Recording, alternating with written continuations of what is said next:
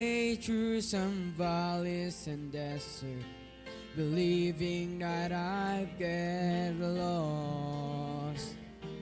I stood at the foot of what felt like Mount Everest, knowing I had the strength for the climb. 'Cause through every trial, each test and temptation, one thing is sure every time. Over and over, again and again, God is faithful. Over and over, again and again, through it all, He's made me able to stand and survive, to come through alive when it sure looked like I couldn't win. But Jesus is with me, so I'll claim the victory over and over again.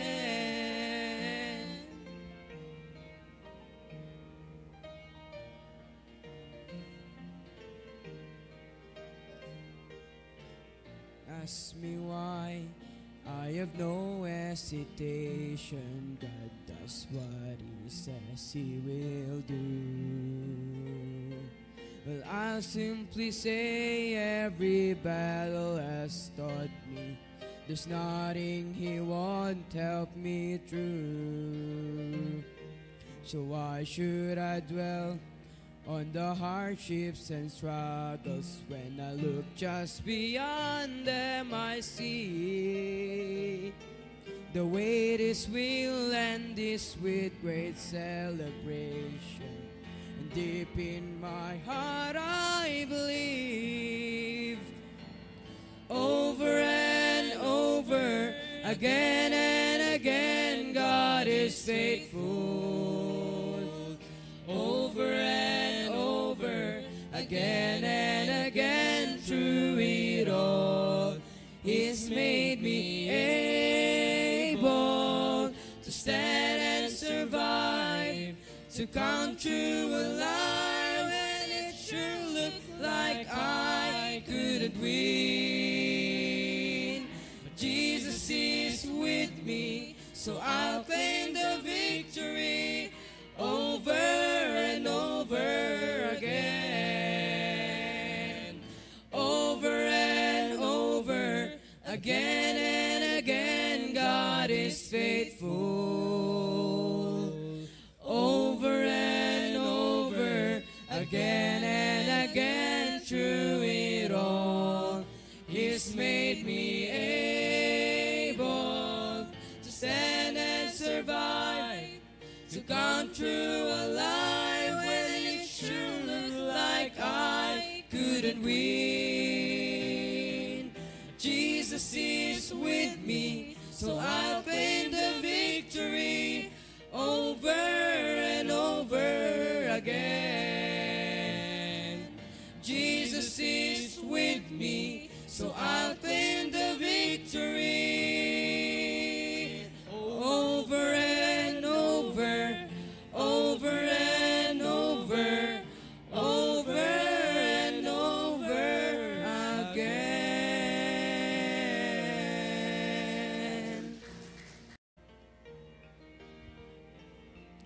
Yes.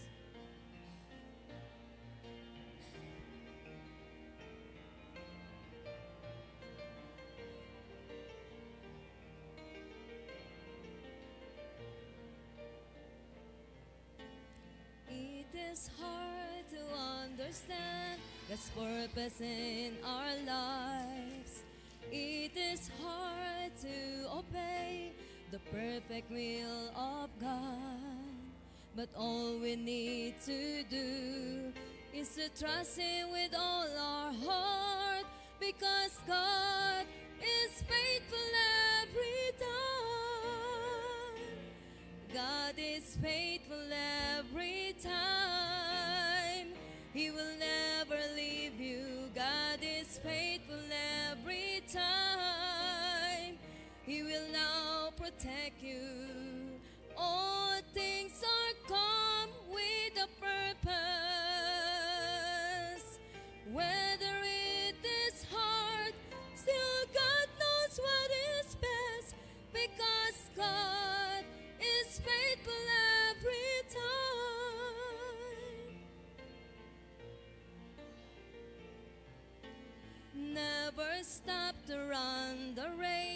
that God has set before us. Do your best to reach your goal, and God will take the rest. Lay aside your burden at His feet, because God is faithful every time. God is faithful every time. He will never leave you. God is faithful every time. He will now protect you. All things are come with a purpose. Whether it is hard, still God knows what is best, because God is faithful every time. Whether it is hard, still God knows what is best, because God is faithful every time. God is faithful every time.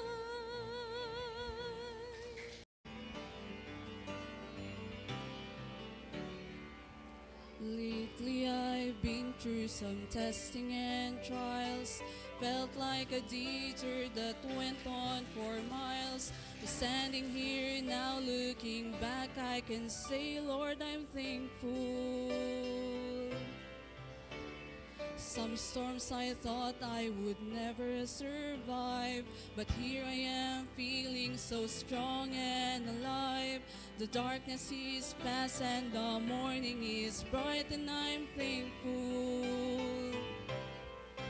Lord, I'm thankful like David after Goliath, like Paul and Silas after the jail. I'm thankful like Daniel after the lions. Lord, I'm thankful. Thankful like Noah back on dry ground. Thankful like Lazarus finally on wood. Every beat of my heart wants to pound. I'm thankful, Lord, I'm thankful.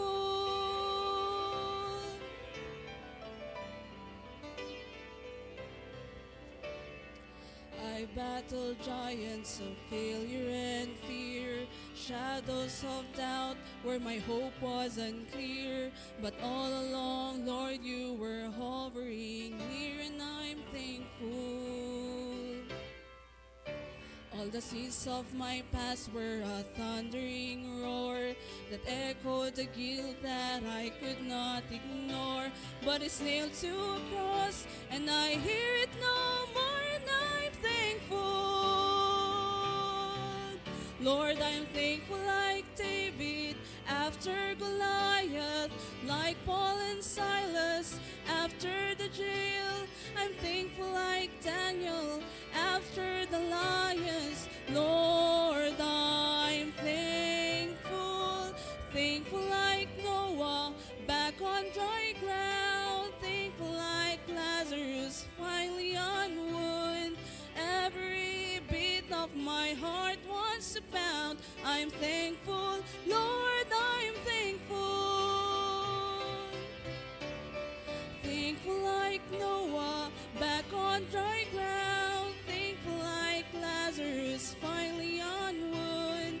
Every beat of my heart wants to pound. I'm thankful, Lord, I'm thankful. I'm thankful, Lord, I'm thankful.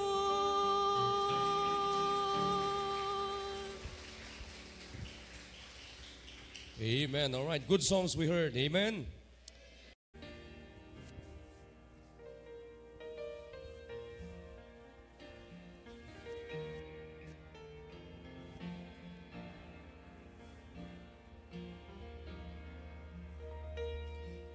When the hurt goes deeper than the deepest place your heart has ever known, when you're standing in your darkest trial and it seems you're standing all alone, when the tears fall down like bitter rain and you're wondering if the sun will shine again. In the midst of disappointment, look around, you'll find a faithful friend. He's walked through my darkest valley, shining light upon the lily by the way. He has picked me up and held me when I thought I could not face another day.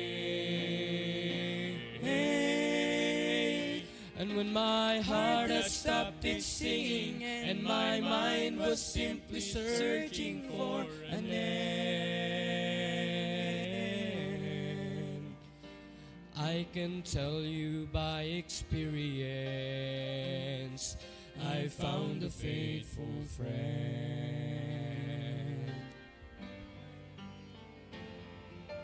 Jesus is a friend that sticks closer than any brother ever can. When the ones that you have trusted proven true, on Him you can depend.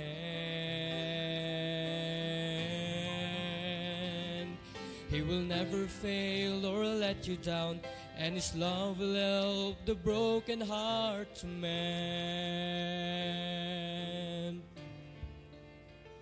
So pick up the broken pieces and turn around, you'll find a faithful friend. He's walked through my darkest valley, shining light upon the lily by the way. He has picked me up and held me when I thought I could not face another day. And when my heart had stopped its singing and my mind was simply searching for an end,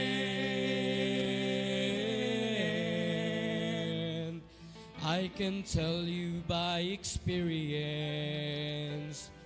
I found a faithful friend. He's walked through my darkest valley, shining light upon the lily by the way.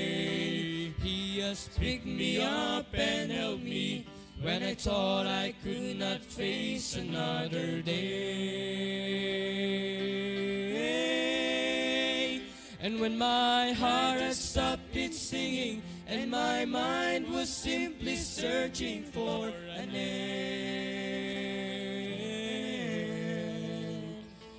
I can tell you by experience, I found a faithful friend. Oh, I can tell you by experience, I found a faithful friend.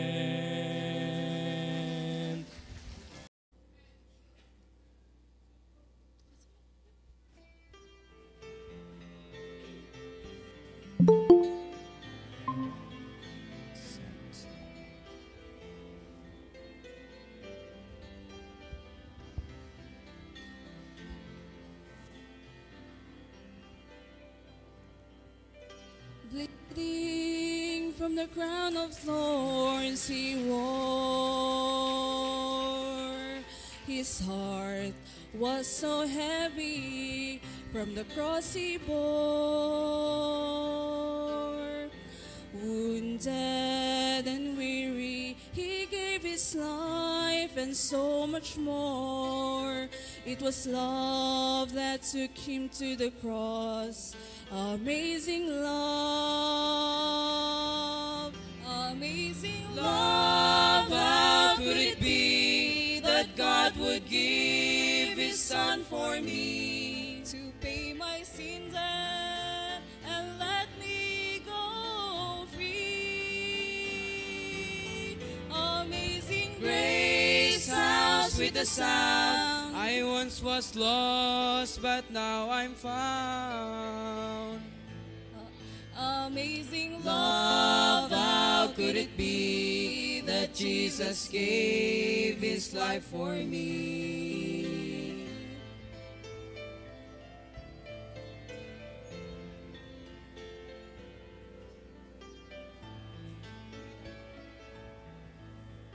So undeserving of His love, but oh, I am thankful of His precious blood. Though I never understand of what we received, it was love that took Him to the cross. Love amazing, amazing Love, how could it be that God would give His Son for me? to pay my sins and let me go free. Amazing Grace, how sweet the sound. I once was lost, but now I'm found. amazing Love, how could it be that Jesus gave His life for me? amazing Love, how could it be that God would give His Son for me? to pay my sins and let me go free. Amazing Grace, how sweet the sound. I once was lost, but now I'm found. amazing Love, how could it be that Jesus gave His life for me? amazing Love, how could it be that Jesus gave His life for me?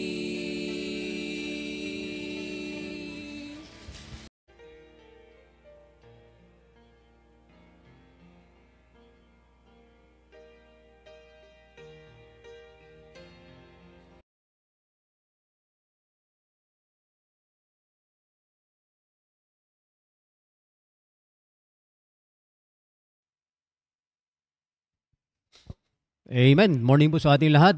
At eksakto yung oras po natin, alas 5. At I hope na tayo po ay muli ay magsama-sama for just 1 hour. Hindi naman siguro sagabal sa atin o hindi pabigat sa atin ang ating devotion na ito. Bagkus ay gawin po nating kayamanan natin. Gawin po nating ito ay pagkain natin o masarap na pagkain natin tuwing umaga. Okay? At bang inaantay natin yung iba ay batiin natin yung mga kasama natin sa Facebook Live, maging sa Google Meet. Ay wala pang nasa Google Meet. At ako niniwala na tayo po ay pagpalain ng Panginoon sa ating programang ito. Okay, sa Google Meet ay sa Facebook Live. Dito na si Ma'am Agapita. Good morning po sa lahat, sabi niya. Si Percival Lagadan. Naimbaga morning, kakapsat. And then, si Ma'am Joyce. Good morning po sa lahat. Salvador Bore. Diyos maray na aga Sandugabus. Hindi ko alam. Bicol ata yun. O kuwan. Bicol na salita. Si Brother Digno Velasquez. Good morning po everyone. Isingin mo na dyan si Krisha. Okay, at yun lang nasa aking Facebook Live. At sa mga mag-tune in ay napakaganda na ito ay maging buhay natin, lalo-lalo sa mga miyembro at maging sa bawat grupo. Wala pa akong nakikita sa aking grupo. Okay, at dito rin sa sa church, sa studio ay nakasama po. Good morning po sa ating lahat. At I hope na tayo po ay handang-handa na sa ating pag-aaral dahil ito ay ako'y naniniwala na magbibigay sa atin ng patuloy na kaalaman, karunungan patungkol sa lalong-lalo sa pagpaplano. At yung tema natin ay patuloy pa rin yung soul winning, discipleship, at yung pagpaplano. Okay? At wala pa si Brother Domark. Okay, at tuloy-tuloy na tayo. At para hindi sayang yung oras natin ay good morning po, Pastor.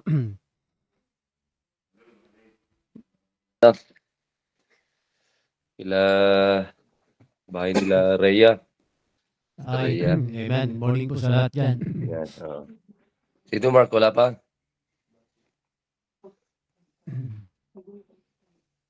Ay, doon po sila. Prepare lang namin siya.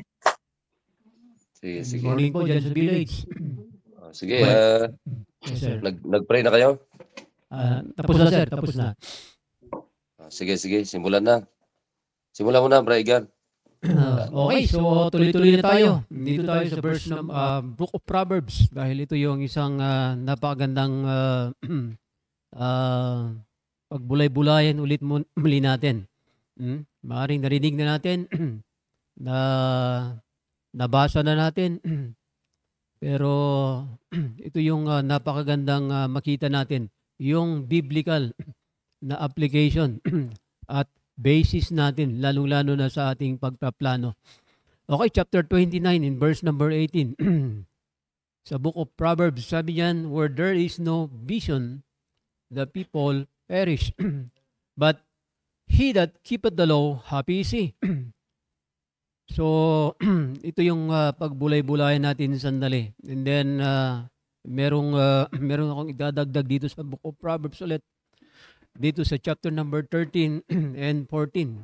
Chapter 13 sa verse number 16, sabi rito, every prudent man dealeth with knowledge, but a fool layeth open his folly. Okay, so makita natin yung word na prudent dyan ay napakaganda na ito ay makuha natin, lalong-lalo na sa pagpaplano sa ating ministry, ay napakagandang makuha natin. And another verse dito, chapter number 14 and verse number 15. Napakaganda. Isa lang naman ang tinutumbok dito. Sabi niyan, a wise man feareth and departed from evil, but the fool rageth and is confident. Alam niyo ba na napakahalaga po yung wisdom, lalong-lalo na sa pagpaplano. Dahil unang-una, number 1, ay God is a planner. Paulit-ulit yan na narinig po natin sa ating pastor na ang Diyos ay nagplano na para sa atin. Meron siyang plano para sa atin. Sa book of Genesis ay makikita natin yan kung paano niya binigyan ng buhay ang kanyang plano. Kaya the same thing sa bawat isa sa atin, napakahalaga na meron din tayong may buhay yung plano natin. Meron tayong biblical basis sa ating pagpaplano, sa ating ginagawa. Kaya nga ang tanong, narinig ko ulit ang tanong mula sa ating pastor, ano yung purpose natin? Ano yung plano natin? Bakit tayo nandito? Bakit kailangan pa natin makinig? Di ba? Bakit kailangan pa nating pag-aralan? Bakit kailangan natin ng vision para sa ating plano? Di ba? Bakit kailangan maging prudent tayo, maging wise tayo sa ating pagpaplano? Because that is the very purpose of God. Di ba? Gumawa ng plano ng Panginoon with prudent. At ako'y niniwala na meron siyang doon yung kanyang wise decision sa kanyang pagpaplano. Andyan yung kanyang maayos, orderly na pagpaplano sa kanyang ginawa. So the same thing sa bawat isa sa atin. Kaya nga dito sa Book of Proverbs ay binibigyan tayo ng yun bang pamamaraan para lalo nating mapapabuti yung ating paglilingkod sa Panginoon. Kaya sabi rito sa Book of Proverbs, where there is no vision, tandaan po natin yung word na vision, that is the knowledge of God. Ito yung kailangan po natin sa ating paglilingkod sa Panginoon. Maging yung ating pagpaplano. Dahil pag wala tayong wala tayong wisdom ng Panginoon, ay hindi tayo gagawa. Maging yung pag-soul winning, hindi mo gagawin yan. Lalong-lalo na pag wala kang clear na o maayos na relasyon sa Panginoon, ay hindi ka basta gagawa. Hindi mo gagawin yan. Sabi nga ng Biblia, gagawin natin ng buong puso, buong kaluluwa, buong kalakasan natin. Ay hindi natin may ibibigay yon pag wala tayong maayos na relasyon sa Panginoon. Di ba? So, God is a planner. Tandaan po natin yan. Kaya nga yung plano sa atin mula sa ating kaligtasan ay napakahalaga. Napakahalaga na iklaro natin sa ating buhay yung ating kaligtasan. Dahil dyan, that is the very foundation sa ating ginagawa. Kung ligtas-ligtasan ka lang, paano natin gagawin yan? Maging sunuran na lang natin, gagawa na lang tayo kung gusto natin. Okay, napakahalaga na makita natin yung tinatawag nating purpose ng Panginoon sa ating buhay. Lalong-lalo sa ating pagpaplano ay napakahalaga na pupunta tayo, sabi nga ng ating pastor, ay meron ka bang clear o klaro na listahan o kaya plano sa iyong pupuntahan? Meron ka na bang naka-ready, nakaplano na ba yung sasabihin mo? Nakaplano na ba yung purpose mo? Kung pupuntahan mo yung isang area at i-visit mo or i-invite mo or anuman ang iba-Bible study mo, meron ka bang naka-reading plano? So napakahalaga yung plano, pagpaplano natin. Dahil God is the author of planning. Hindi lang pang circular ang kaalaman natin kasi yung pagpaplano ay ginagawa sa school. Ginagawa ng mga inhinyero. Hindi po. Dahil yan ay very effective o very yan ay kailangan lalong-lalo na sa ministry. Ang pagpaplano ay kailangan sa ministry. Hindi tayo basta sasabak na hindi natin alam yung ating ginagawa. Kaya nga sabi ng Biblia rito, where there is no vision, the people perish. Kapahamakan ang kahahantungan natin. Sabi nga ni Pastor, bokya ang aabutin natin. Pag wala tayong kaplano-plano. Lalong-lalo na ngayong Saturday. Ang Saturday sa atin ay busy day natin. Wala tayong dapat na ibang activities, kundi yung activities ng Panginoon sa ating buhay. Meron ba tayong plano para sa araw ng bukas dahil meron tayong okasyon? Ano yung ginawa nating plano? Ano yung mga strategy natin para sa ating sarili, sa ating pamilya, sa ating grupo? Dahil pag wala tayong kaplano-planong ginawa na ganyan, wala tayong ka-vision, wala tayong vision, dahil kailangan po natin yung wisdom dyan. Sabi nga sa binasa natin, kailangan natin ng pagiging prudent natin sa ating pagpaplano. Anong sabi ng Biblia in chapter number 13? Ulitin ko ulit na basahin dahil napakalaga ito. Number 13 and verse number 16. Anong sabi niya dyan? Sabi niyan, every prudent man dealeth with knowledge. Di ba? Pinagbulay-bulayan natin yung ating plano. Inaaral natin. Sabi nga ni Pastor, meron ka bang strategy? Yung unang plano mo ay hindi naging effective. Ano ang gagawin mo? Sabi ng Biblia, every prudent man dealeth with knowledge. Alangang uulitin natin ulit yung strategy natin na hindi naman naging epektibo. Di ba? Kaya sabi nga ng ating pastor, gagawa ulit tayo mag-isip ulit tayo ng plano. Mag-isip tayo ng pamamaraan kung paano natin i-deal yung mga bagay-bagay na yan. Deal it with knowledge, sabi ng Biblia. Kaya napakalaga na magkaroon tayo ng maayos, klarong plano sa ating paglilingkod sa Panginoon. Okay, so God has a plan or God is a planner. Kaya gusto na rin ng Panginoon na maging marunong din tayong magplano sa ating ginagawa. Kaya nga sa atin, lalo na sa mga full-time, kapwa ka full-time, ay tayo po inuobliga. Paulit-ulit yan ng ating pastor na gumawa ng plano araw-araw. Ilan kaya ang gumawa sa atin kagabi? Yung iba, gumagawa pa lang. Di ba? Yung iba ay nag-iisip pa lang. Where is the wisdom? Saan natin ginagamit yung wisdom ng Panginoon na naririnig po natin? Sabi ng Biblia, every prudent man dealeth with knowledge. Paano natin dinidil yung ating mga ginagawa sa araw-araw? Diba? Dapat pinagbulay-bulayan natin. Sabi nga ng ating pastor, pinag-aaralan yan. Pinaplano yan. Sa gabi pa lang ay pinag-aaralan yan. Bakit hindi naging effective yung mga nakaraan na plano natin? Hindi mag-isip tayo ulit. Sabi nga ni pastor, huwag tayong magsawa, huwag tayong tamaring mag-isip. Dahil dyan tayo lalong bibigyan ng Diyos ng wisdom at dyan tayo lalong lalago sa ating pananampalataya. Sa akin personally ay talagang dyan ako natututo. Gustong-gusto ko yung ganun na tayo po ay palaging sinasabihan na mag-aral, gumawa ng plano, ay ganito ang gawin natin sa area para tayo po ay lalong maging epektibo sa ating ginagawa. Napakaganda na ganun, ganun yung palaging naririnig po natin.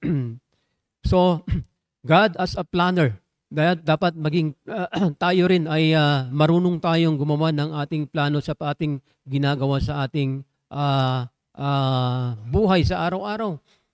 Lalong sa bawat individual, hindi pwedeng wala tayong klarong, wala tayong planadong gagawin sa araw-araw. Lalong lahat tayong mga full-time.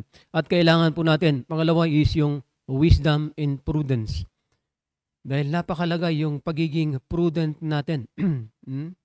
Ano yung word na prudent? Same as a wise man. Diba? Kung hindi ka magiging wise yung ginagawa, anong aasahan po natin? Sabi ng Biblia, the people perish. Kawawa naman yung pamilya natin. Kawawa naman yung dinidisciple natin. At higit sa lahat, kawawa naman tayo. Hindi tayo lalago sa ating pananampalataya. Higit sa lahat, hindi tayo lalago sa ating ministry. So walang paglago. Kaya napakalaga. So magbibigay lang ako ng isang puntos o 2 puntos. Paano natin gagawin yun? Paano tayo magkakaroon ng practical benefits of planning? And number 1 is clarity and vision. Sabi at sa ating binasya, sabi nga, where there is no vision, the people perish. Kailangan klaro yung ating gagawin. Meron ka na bang nakasulat diyan na plano na lalo na ngayon, ilan yung goal po natin na aabutin po natin? Ang goal ng ating pastor sa ating okasyon ay magkaroon tayo ng 100 na first time visitor. Ano yung plano natin doon? Sa akin ay ang kinuwit ko sa aking grupo ay aabutin namin yung 20 na first time visitor. Para kung hati-hatiin natin yun ay talagang merong 20 na bisita bawat grupo. So yun po yung ipinag-pray namin at sabi ko nga, planuhin natin na maigi. So paano natin paplanuhin yan? Of course, kailangan natin ng pag-uusap, kailangan natin ng instruction, kailangan natin ng Word of God. And of course, andun yung prayer natin.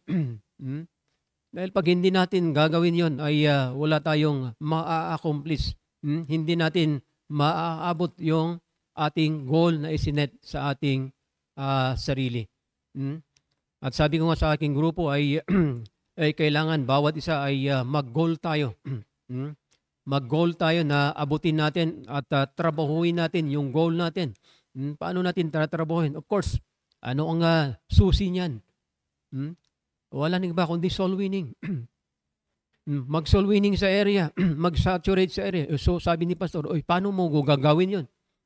Magkaroon ka ng klarong listahan, klarong pupuntahan at meron kang klarong gagawin sa isinet natin na goal. Kaya sabi ko nga nung Wednesday pa lang ay umpisahan na natin na magplano kung saan natin kukunin yung bisita natin.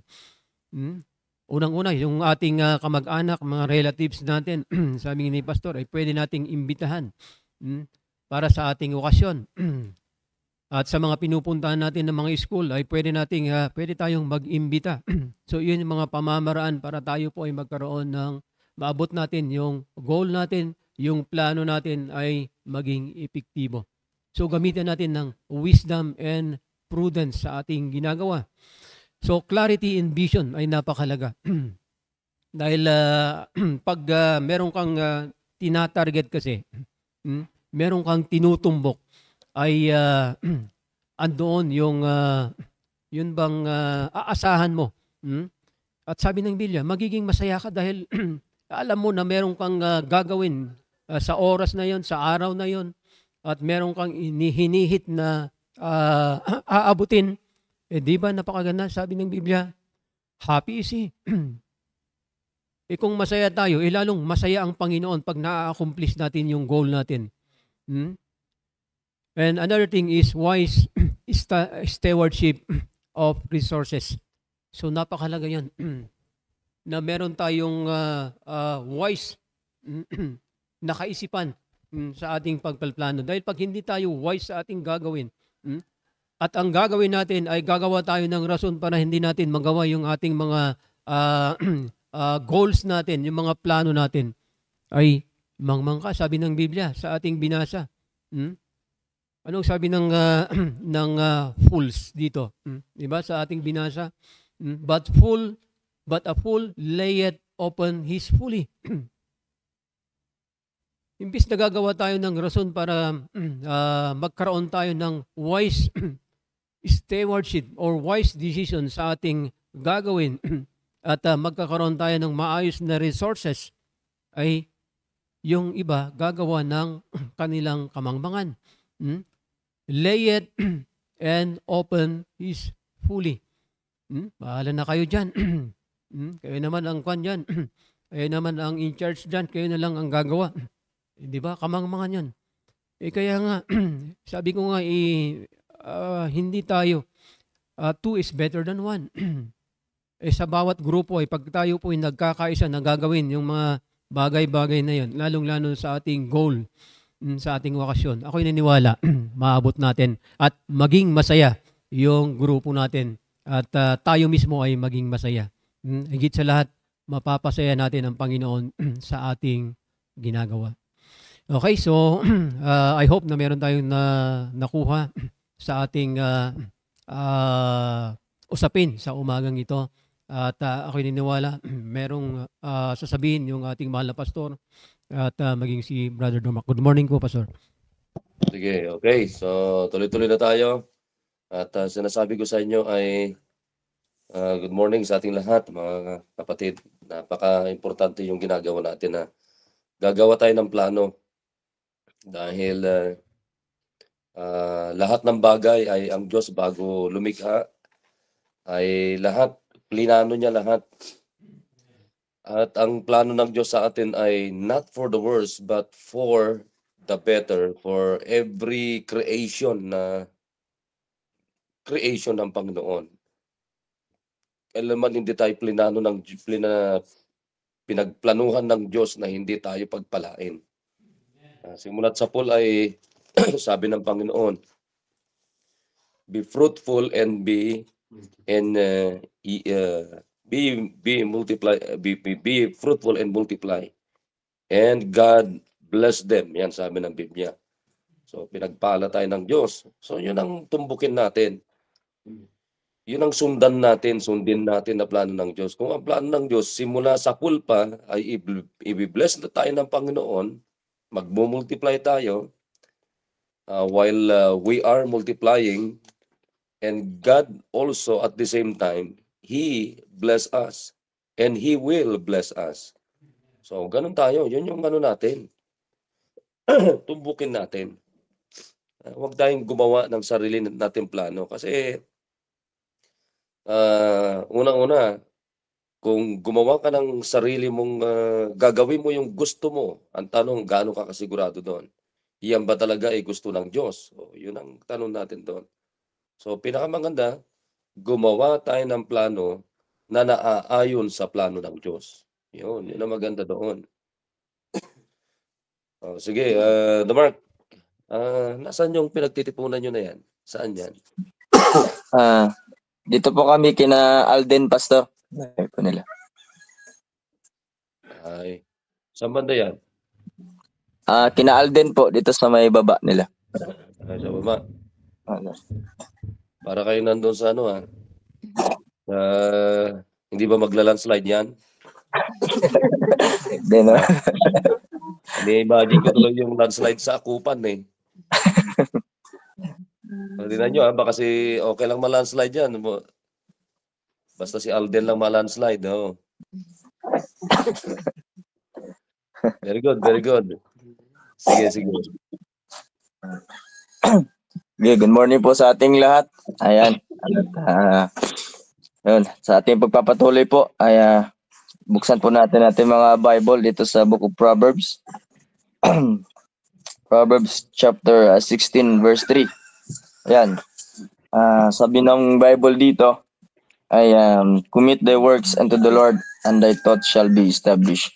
Yan. So ngayon maganda yung sinabi ng ating mahal na pastor na gabi pa lang ay siguraduhin na may plano na. At ito nga yung plano nga namin dito, yung dito kami kinalden ay planado na namin to nung nakaraan pa. At ngayon ay yon, nakapag-prepare at nakapaghanda. Ayan. So dito po tayo sa ating pag-usapan at tandaan po natin, family devotion po natin ito. Bawat pamilya ay magkaroon talaga ng plano, bawat pamilya, especially sa gawain ng Panginoon. At ang gusto ko lang po i-share ngayong umaga ay yung kung paano maging epektibo ang ginawa nating plano. Kasi marami tayong ginawang plano pero hindi naman epektibo. Diba? Hindi naman, wala namang resulta. So, anong nangyari? Yun ang tanong, bakit walang resulta? Kasi nga, hindi effective eh. So, ang sasagutin natin ngayon, paano maging epektibo yung mga plano natin gagawin. So, meron akong tatlong bagay na ibabahagi. Unang-una, para maging epektibo ang ginawa nating plano, number 1, seek God's guidance. Pangalawa, be diligent. At pangatlo, seek counsel. So, ipaliwanag ko lang po yung una, para maging epektibo ang plano natin, seek God's guidance. So, ibig sabihin, commit our plan to the Lord, seeking His guidance and wisdom. No, meron po yan sa Proverbs chapter 16 verse 3, commit thy works unto the Lord and thy thoughts shall be established. So ngayon, sa ating plano, so kailangan dapat kalooban ng Diyos. Ay, sige. Sige. Sige, mag-mic na lang po ako basta mas malakas. Ayan. Ayan. May microphone po dito, sir. Ayan, mas malakas. Ayan. Ayan, so number 1 ay seek God's guidance. So pag gumawa tayo ng plano, kailangan i-commit natin ang plano natin sa Diyos. Sapagkat tama yung sinabi ni Pastor kanina na pag sarili natin plano ay talagang walang kasiguraduhan. Walang kasiguraduhan pag tayo lang ang gumawa at hindi kasama sa plano ang Panginoon. Kaya tama ngayon, lalo na sa pamilya natin. Lahat naman tayo may ginagawa. May mga kanya-kanyang trabaho. Pero yung plano natin para sa Panginoon, yun ang mahalaga eh. Di ba? Yun ang mahalaga. Yun ang dapat titingnan natin. So, yung ginagawa natin araw-araw, ano na yun eh, yun na yung normal natin na pamumuhay sa mundo. Pero ang hanapin natin, yung kagustuhan ng Diyos. Kaya nga, pag may plano tayo, ibigay natin sa Panginoon para maging safe tayo. Nandun yung protection ng Diyos. Kaya mahalaga pag may plano ka, yun nga sabi ni Pastor, ngayon, December na. Baka mamaya, ang plano ng iba ay magbabakasyon na. In case na maglilingkod sa Panginoon, ang plano pala ay magbabakasyon. So, nasaan ang plano ng Diyos doon? Diba? Kaya ngayon pa lang, ihanda na natin yung ating sarili. Kaya dapat planado na yung mga dapat nating gagawin para sa Panginoon. Kaya seek God's guidance, no? I-commit natin yung plano natin, ibigay natin sa Panginoon ang buong plano natin sa maghapon o plano natin sa buong taon na ito. Magtatapos na yung taon, nakakalungkot, wala man lang tayong naging bunga sa gawain ng Panginoon. Magtatapos na ang taon, December na. Di ba? Wala man tayong naibigay sa Panginoon. Kaya nakakalungkot, no? Nakafocus lang tayo sa ibang bagay, sa material na bagay, pero sa Panginoon, wala tayong naibigay. No? Wala tayong naging yung makita ng Diyos sa buhay natin, especially sa pamilya natin, na naglilingkod talaga tayo sa Panginoon. Kaya tama yung laging meron tayong narinig na ganito, na paalala sa ating bawat pamilya. At pangalawa po, be diligent, no? Para maging epektibo ang plano natin, be diligent. Ibig sabihin, plan carefully and work hard, avoiding laziness and haste. Di ba? So, sa trabaho, para maging epektibo yung ginagawa mo, nandun yung mag-iingat dyan. Siyempre, mag-iingat ka kasi ang disgrasya ay kalakip yung disgrasya. So, kalakip dyan, mag-iingat tayo. At higit sa lahat, yung pagtatrabahuin talaga natin. Work hard, you work hard. No? I-avoid natin yung katamaran. Yung talagang pag may ginagawa ka, talagang yun ang problema Minsan, kaya di walang resulta kasi tamad. Wala kang ginagawa para sa Panginoon. Mas gusto mo lang tulog ka lang, kain tulog. Wala kang gagawin para sa Panginoon. Puro ka lang trabaho, puro ka lang pansarili ang iniisip mo. Di mo man lang iniisip ang para sa Panginoon. Kaya nakakalungkot, di ba? Kung ang pamilya natin, yun ang nakikita sa loob ng ating pamilya, ano na lang ang makikita ng ating mga anak? Di ba? Yun din ang gagayahin nila Di ba? Ay, ganito naman si tatay, ganito din si nanay, wala naman silang ginagawa. Di, wala din gagawin yung anak, tatama rin din sila. Di ba? Kaya maging diligente tayo. No, sikapin natin kasi merong nakasunod sa atin, may nakatingin sa atin Kaya kung tayo, magulang, si tatay, di naman nagsusuluin, ganun din ang anak. Di, wala din. Hanggang yung pamilya mo, hindi kagamit-gamit sa Panginoon. No? Nakafocus lang sa material na bagay. Kaya maging diligente tayo. Kaya sabi nga ng Bible, Proverbs 21 verse 5, the thoughts of the diligent tend only to plenteousness, but of everyone that is hasty only to want. Diba? Matalinong tao ang nagsasalita dito, si Haring Solomon. Diba? Maging maingat tayo mga kapatid. Kasi sa mga ginagawa natin sa araw-araw, kasama ba yung Diyos dyan sa plano mo? No? Minsan ang ginagawa natin, pansarili lang natin Walang plano sa Panginoon. Kaya magtrabaho talaga ng maayos, no? Trabahuin natin ng maayos para sa una-una para sa ginagawa natin ito sa Panginoon at higit sa lahat sa mga sumusunod na henerasyon. No? Kasi pag maputol sa atin, wala na. Sino ang susunod na susunod sa atin? Kaya nakakalungkot. At pangatlo, seek counsel. Ito po yung pinakamahalaga para maging efektibo yung ating plano na gagawin. No? Seek counsel. Pag sinabi natin seek counsel, surround ourselves with wise and experienced advisors who can provide guidance and support. No? Kaya magpasalamat tayo na meron tayong man of God. No, na siya yung nagpo-provide sa atin, siya yung nag-a-advise sa atin kung ano yung tamang dapat nating gagawin na dapat kasama natin ang Panginoon. 'Di ba? Maliwanag 'yan. Yun ang dapat nating hanapin, yung mga tamang counselor sa buhay natin. Gagawa ka ng business, kasama mo ang pastor. Kasi ang man of God, magpe-pray yung business mo. Di ba? Lalo na yung especially sa gawain natin, di ba? Kailangan, kami mga full-time, lagi kaming pinagsasabihan, bakit bakit ganito lang yung nadala mo? Anong nagawa mo sa area? So, ganun, may nag-a-advise. No, para ma-correct, maitama yung ginagawa mo para sa Panginoon. Hindi wasi-wasi. No? Kaya maganda talaga na meron tayong counselor. No? Nagbibigay counsel sa atin yung ating man of God. Kaya nga sabi ng Bible in Proverbs chapter 11:14, sabi ng matalino ni King Solomon, where no counsel is, the people fall. But in the multitude of counselors, there is safety. Di ba? Paano maging maayos ang plano mo kung walang kang tamang counselor? 'Di ba?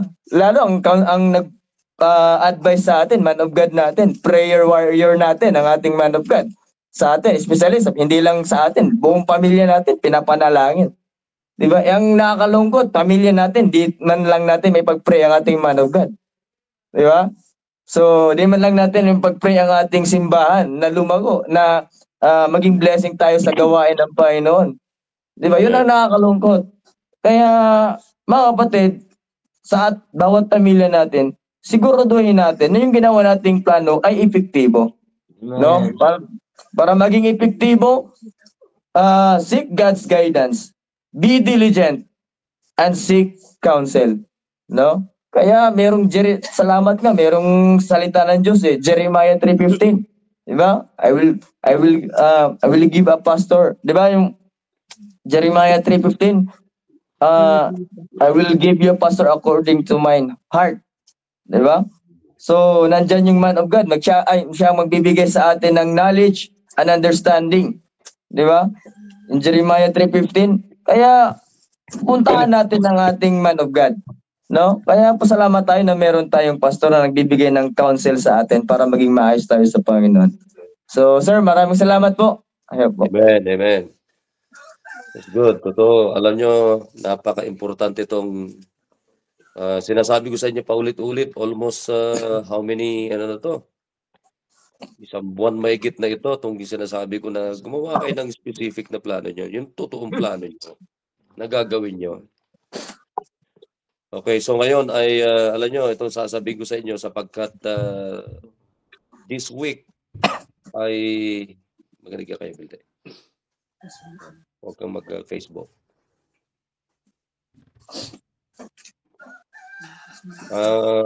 Pwede bang pakiusap lang habang nagdi-devotion tayo? Malaga, huwag kayong magkwentuhan, huwag kayong mag-chismisan, makinig kayo. Kahit hindi ako ang nagsasalita, ay si Dumar, si Brad Edgar, makinig kasi yan yung mga kasama ko na magbibigay sa inyo ng hamon mula sa salita ng Diyos. Ngayon, alam nyo, itong linggong ito ay and this coming Sunday is the last Sunday of November. And then next week, ano na yon? December na yon. Oo, kaya ngayon, magsasalita ako sa inyo ng pagtatapos at pagsisimula sa darating na buwan. Oo. Kaya, kasi may topic na tayo, pero ganito pa rin. Kinakailangan itong Christmas na ito ay gawan nyo ng malinaw na plano or else this season, this Christmas, will make you out of season, sa totoo lang. Kaya dito tayo muna. Dito tayo sa natin. Matthew chapter 1.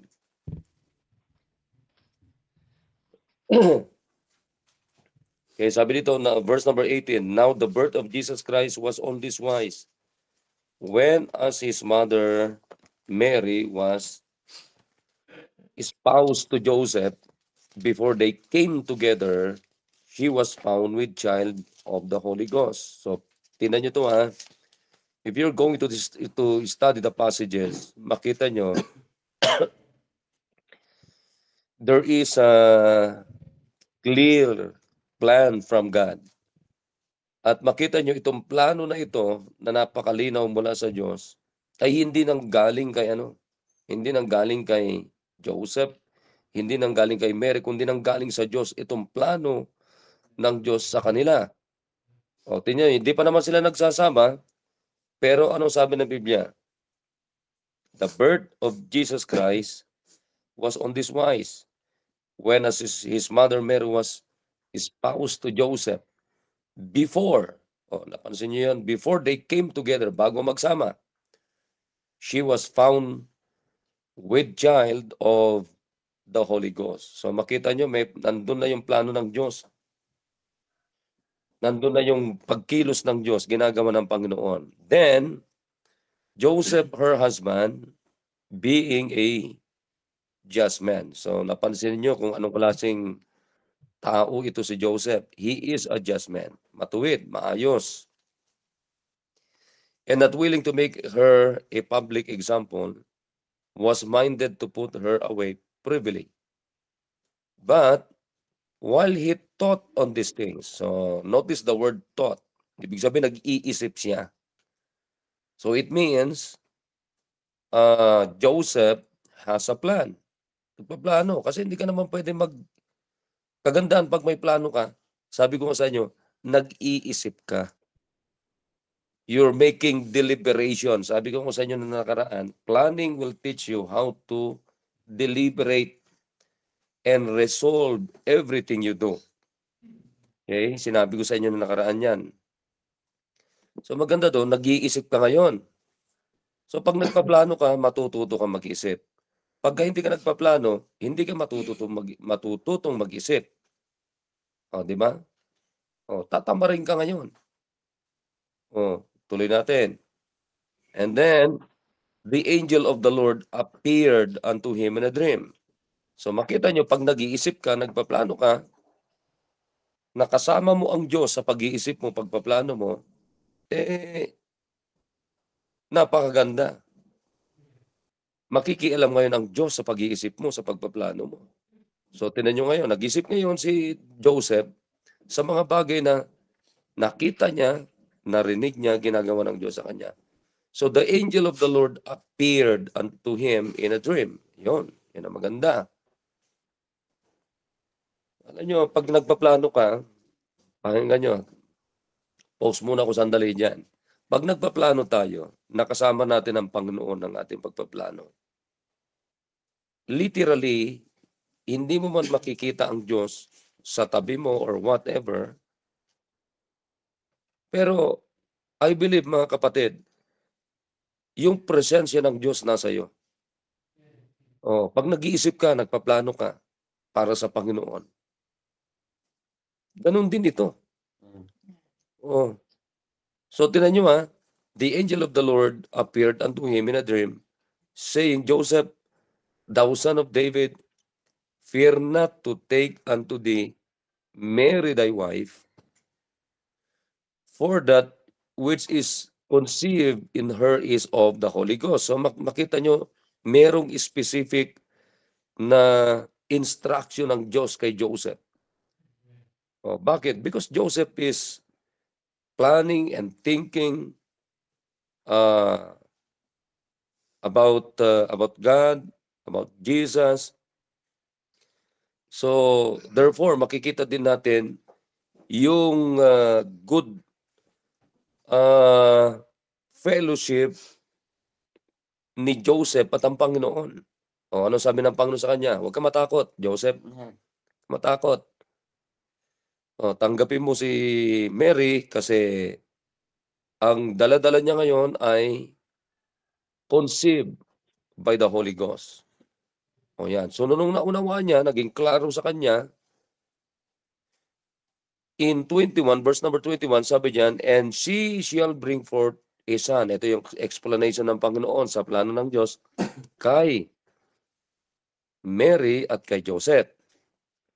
And thou shalt call his name Jesus, for he shall save his people from their sins. So, ang linaw nito, ganda ng plano niya.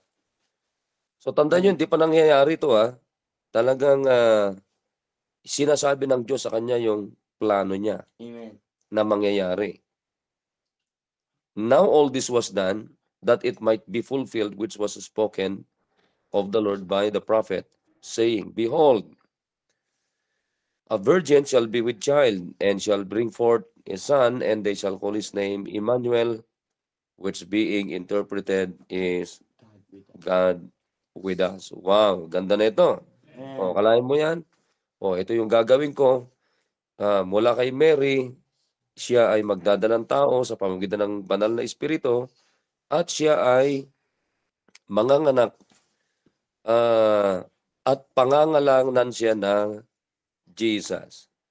Oh, malinis si Mary, pure virgin.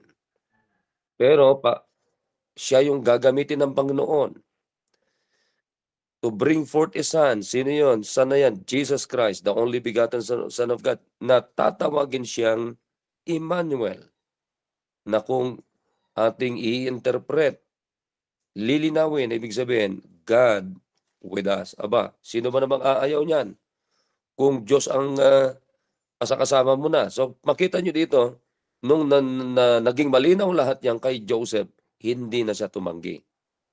Then Joseph being raised from his sleep, did as the angel of the Lord had bidden him, and took him unto him, his wife. So tinanggap na niya yung plano ng Diyos sa kanya. Kita nyo, there is a clear plan of God for Mary and Joseph. Nung naging malinaw na, wala nang opposition si Joseph. And sabi ng Biblia, and knew her not till she had brought forth her first born son, and he called his name Jesus. Yun. So makita nyo ang ganda ng plano ng Diyos. So ganun din ang gagawin natin ngayon. Tingnan nyo, patapos na ng November. Papasok ng December.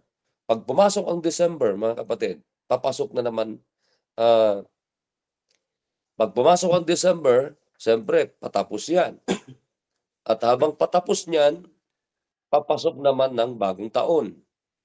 O ngayon, kaya itong pagtatapos ng taon, itong Christmas, pinakamaganda, gumawa kayo ng plano nyo. So, unang tanong, what is your plan this Christmas? Yan. Ako, may plano ako sa simbahan natin. May plano ako sa bawat pamilya. I would encourage you, mga kapatid, na commit your family first this Christmas.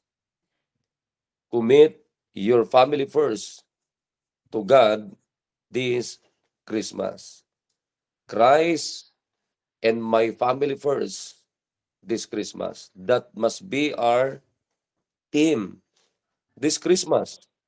Anong magandang tema natin this Christmas? Christ and my family first this Christmas.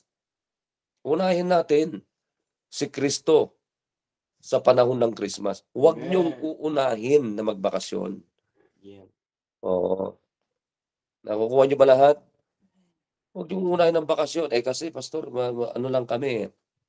Pinakamaganda, sila ang pagbakasyonin niyo dito sa Baguio. Sila ang pagbakasyonin niyo dito sa ating simbahan. Yan ang pinakamaganda. Bigyan ko kayo ng pag-iisip-isipan ninyo. Without making a plan, this season will make you out of season. Okay, pag-iisipan nyo na maigi yan. Without making a plan this Christmas, this season, will make you out of season. Makinig kayo. Kung hindi kayo magkukumit, hindi kayo magpaplano sa Christmas na ito, kasama ang pamilya nyo sa Panginoon, mawawala kayo sa hulog. Pahingan nyo yan. Kasi this coming week, ang topic na natin, Christmas. Para hindi kayo mawawala sa hulog. Kasi ang daming wala sa hulog pag Christmas. Dami. Bakasyon sa probinsya, bakasyon sa kay tita, bakasyon kay lolo, bakasyon kay ah, pati yung mga namatay na ano nyo, nagbabakasyon kayo doon. Patay na yun, ano pang magagawa sa iyo yun? Di ba? O, kaya nakita nyo, napansin nyo ba yon na ang daming hindi uma-attend ng pananambahan pag Christmas? Ang dami. Bakit? Kasi wala namang kayong plano sa Panginoon. Oh, again, without making a plan this season will make you out of season. Tandaan nyo yan. Mawawala kayo sa hulog. Dami yan na paulit-ulit na lang yan, mga kapatid. Pag Christmas, kahit linggo, magbibiyahe, papuntang probinsya. My goodness. Anong klase? Ang tanong ko doon, anong plano nyo? Tapos ang rason nyo, reunion. Kapatid, mas mahalaga pa ba ang reunion nyo sa kamag-anak nyo at kung sino-sino kaysa manambahang kayo sa Diyos? O, kaysa lumago kayo sa pananampalataya? Kaysa makapagdala kayo ng pamilya sa ating simbahan. Kaya ngayong Christmas, alam nyo, ang focus natin this Christmas ay Christ and my family first this Christmas. Christ must be the center of this season. Christ must be the focus of this season. Oh, lagi na lang ganon. Kaya kayo mga nagpaplano na aalis sa Christmas, mga kapatid, sasabihin ko sa inyo na wala kayong pakialam na dapat nga bakasyon, Christmas. Oh, dapat mag-isip kayo, magplano kayo na mag-join kayo sa area, focus kayo sa area, araw-araw pagka merong saturation, soul winning, Bible study sa area, yan na yung pagkakataon nyo. Itong Christmas na pagkakataon nyo na maisama nyo yung buong pamilya nyo na mag-involve kayo lalo o mag-involve kayo at least for the first time. Di ba? Na nakapag-involve kayo. Oh, kasama si tatay, kasama si nanay, buong pamilya. Oh, palagay mo sa way. Oh. Ha? Sumama ka kaya muna kay kila Misha. Ano? Kay Misha ka muna sumama. Oh. So, ngayon ay simula ngayon ay ano ka muna? Builders ka muna. Okay ba yan?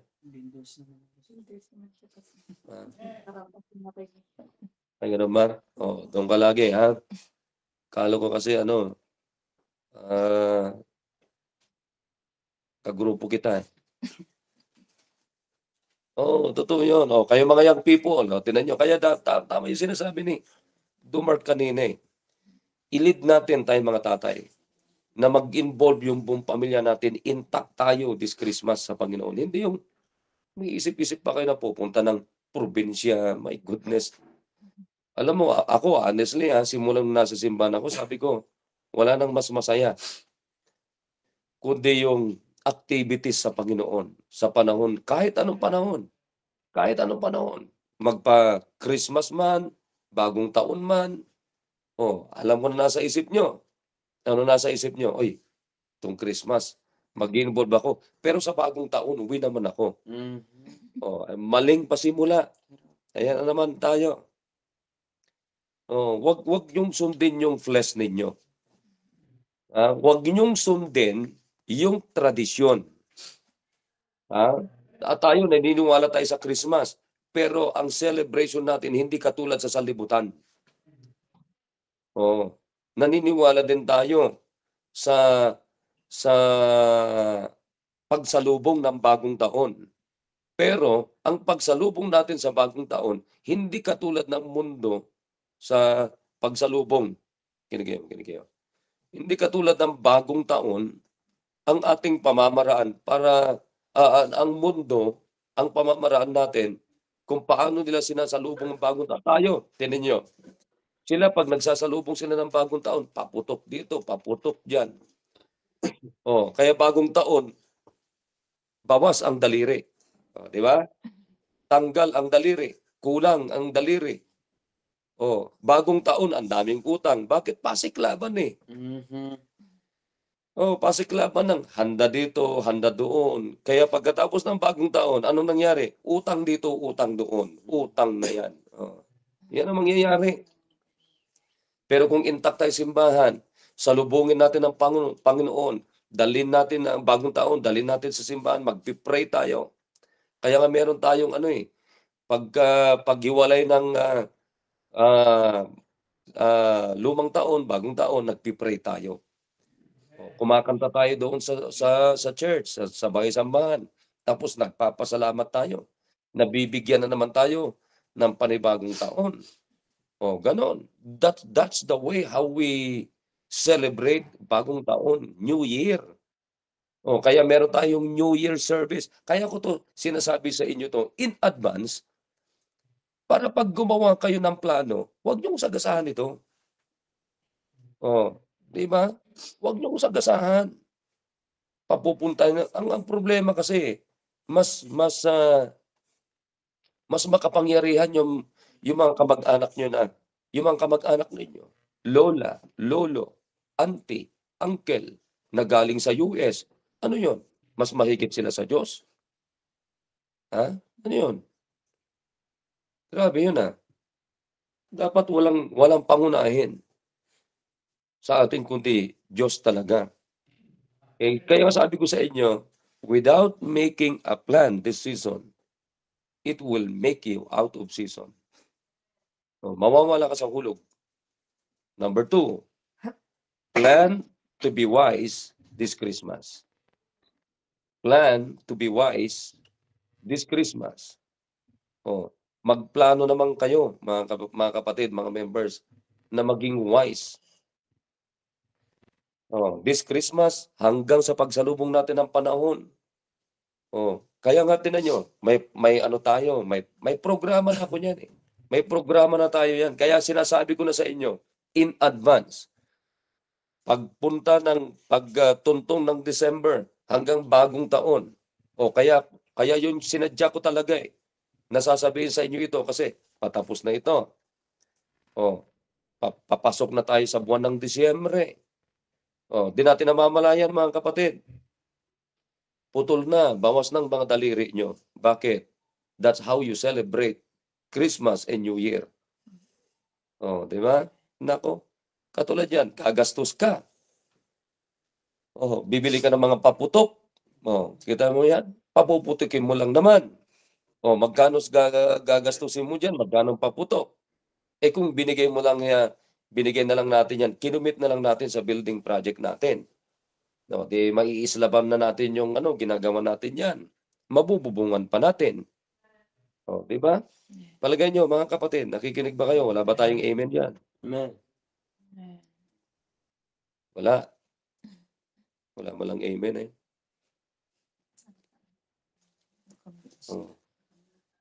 Nakamute ba kayo dyan, Wala bang amen dyan sa village? Amen. Di ba? Dyan sa church, wala bang amen dyan? Tulog na, Brad, yung mga kasama mo dyan. Baka tulog na sila. Tingnan mo si Mark, yung operator natin, baka tulog din. Baka i-imagine na ng paputok dyan. Alam nyo, hindi nyo na kailangan pumili ng paputok. Bakit? Marami na tayong paputok sa kilikili. Naku, sinasabi ko sa inyo. Ngayon, kapatid, tandaan nyo itong dalawang na to. Sinabi ko sa inyo. Okay? Wala tayong ibang pangunahin kundi si Kristo sa panahon ng Christmas. At hindi lang sa panahon ng Christmas. Bagong taon, hindi lang sa bagong taon, araw-araw. Kaya nga tayo, araw-araw, parang Christmas natin eh. Okay, so huwag niyong kakalimutan to. Without making a plan this Christmas, this season will make you out of season. Hirap niyong mawala ka sa hulog. Tinan nyo. Nung nakarang taon, pakinggan nyo to. Yung mga nagsarili, yung iba doon na-disgrasya. Di ba? May na-disgrasya sa nabunggo, meron kung ano-ano. Tinan mo yan sa airstrip. Kamakailan may sumemplang dyan. Ano yung sumemplang? Nako, kapatiran pa natin. Di ba? Semplang yung ano nila doon. Sinasabi ko sa inyo. Kaya ikaw, Zoe, semplang ka ngayong Christmas pag mawawala ka. Kaya mga kapatid, this season, this Christmas, hanggang bagong taon, intact natin ang ating kanya-kanyang pamilya. Kaya may sarili tayong celebration sa church. Meron tayong sport fest. Di ba? Kaya, baka matatalo na naman tayo. Galingan nyo naman. Di ba? Sayang din yung tawag doon? Price. Di ba? Mananalo na ngayon ng builders kasi nandun na si Zoe. Okay, sige mga kapatid. Thank you sa pagsasama-sama natin. Amen. We have 2 minutes. At I hope may natutunan tayo. Amen. Yeah. Yan. So, pasayahin natin ang Panginoon sa panahon na ito. Itong Christmas hanggang bagong taon. Pasayahin natin. Okay, so batiin ko lang yung mga nandito. Si Sister Geraldine from US, si Brother Serto, Sister Emilia, si Krisha. Krisha, bumalik ka na rito. Si Bingka. Bingka, pambira si Bingka, vlogger na eh. Magkano nang kita mo ngayon? Merry Christmas. Pa-Christmas ka naman, Sterlina, yan. Si Mayan. Mayan, umayos ka. Sino pa? Sister Heidi. Si Michael Boston. Yan. Kumusta ka, Brad? Ako, hindi ako Boston. Warriors ako eh. Brad Bore, yan. Yan, Sister Vicky, lahat. Sa village, yan. Yeah. Okay, so tuloy-tuloy tayo. Walang mawawala sa Christmas, walang mawawala sa bagong taon, walang madidisgrasya, walang mababawasan ng taliri. Amen. Huwag na kayong bumili ng paputok. I-commit na lang natin kasi magkukumit tayo sa songbook. Kasi kita nyo naman songbook natin, gutay-gutay na. Sa islab natin, sa bubong, yan. Yan yung paglaanan natin. Siyempre sa lote, panalangin natin. So muli, thank you sa inyo at magsama-sama tayo sa Panginoon na punong-puno tayo ng plano para sa Panginoon. Sige, sino yung mga tatay dyan sa village? Andito kami dito pala kami sa yan, Hilaria. Si Maya sa Ano Maya? Kumusta na yung jowa mo? Sino ang tatay dyan? Si Alden, muna tayo kararag ni Alden nga ta?